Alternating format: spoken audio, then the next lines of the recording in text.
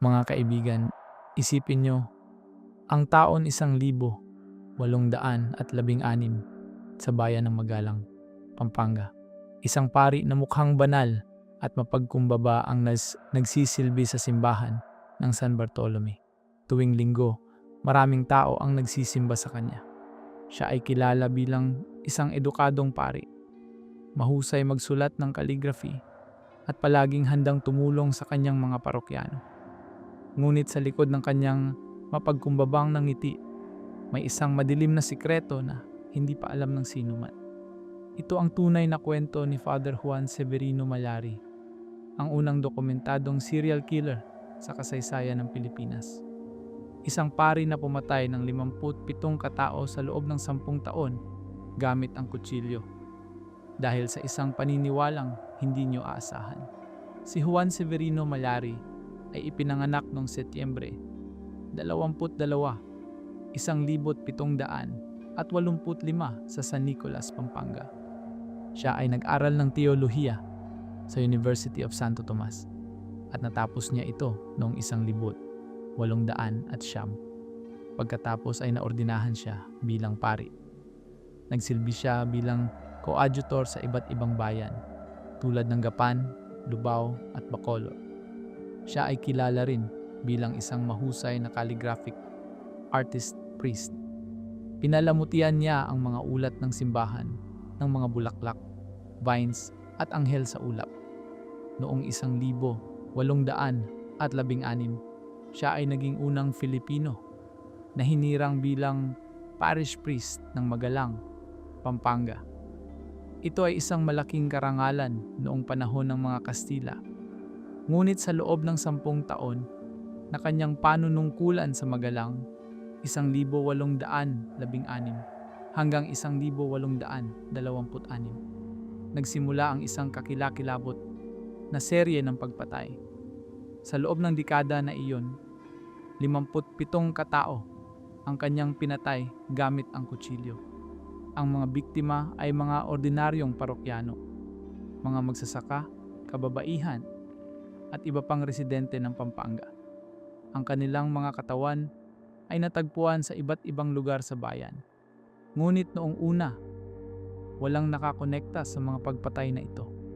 Walang pattern na nakikita ang mga autoridad dahil sa kakulangan ng teknolohiya at komunikasyon noong panahon. Ano ang motibo? Ayon sa mga tala, si Mallari ay naniniwala na ang kanyang ina ay nabati o sinumpa. Siya ay may sakit na hindi gumagaling at sa kanyang isipan, ang tanging paraan para mailigtas ang kanyang ina ay ang pumatay ng mga tao. Naniniwala siya na sa bawat pagpatay ay unti-unting gumagaling ang sakit ng kanyang ina. Ito ay isang klasikong kaso ng mental instability na hindi pa nauunawaan noong panahong iyon. May mga kasamahan niya sa priesthood na nakapansin na may kakaiba sa kanyang pag-uugali.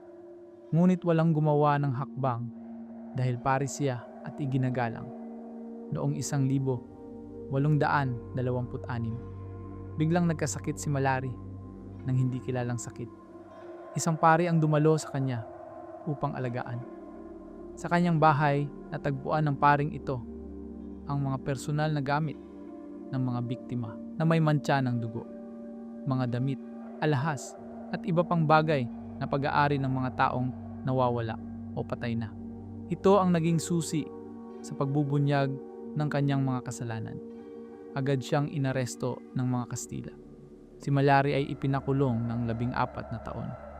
Sa loob ng mahabang panahon na iyon, siya ay nanatili sa piitan habang iniimbestigahan ang kanyang mga kaso. Noong 1840 sa edad na 54 o 55, siya ay hinatulan ng bitay sa Maynila ng pamahalaang Kastila. Siya ang unang Filipino pari na pinatay sa pamamagitan ng pagbibitay ng mga Kastila. May debate pa rin hanggang ngayon tungkol sa kasong ito. Ayon kay Dr. Luciano Santiago, isang historiador, dapat ay ipinadala na lang si Mallari sa isang mental health institution tulad ng Hospicio de San Jose o San Lazaro Hospital dahil malinaw na may problema siya sa pag-iisip. Sa halip, siya ay itinuring bilang kriminal at pinatay.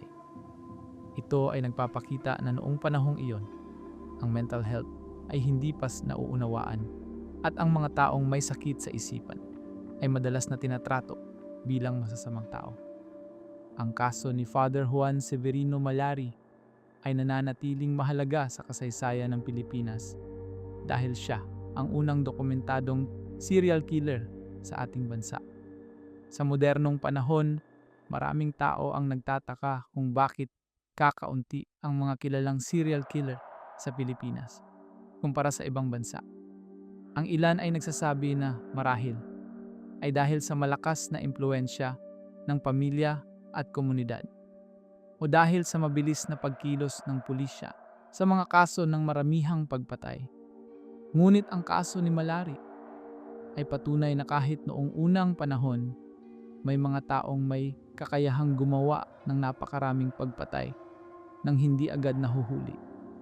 Ang kwentong ito ay nagbibigay sa atin ng maraming aral. Una, ipinapakita nito na ang mental health ay dapat seryosohin at hindi dapat baliwalain.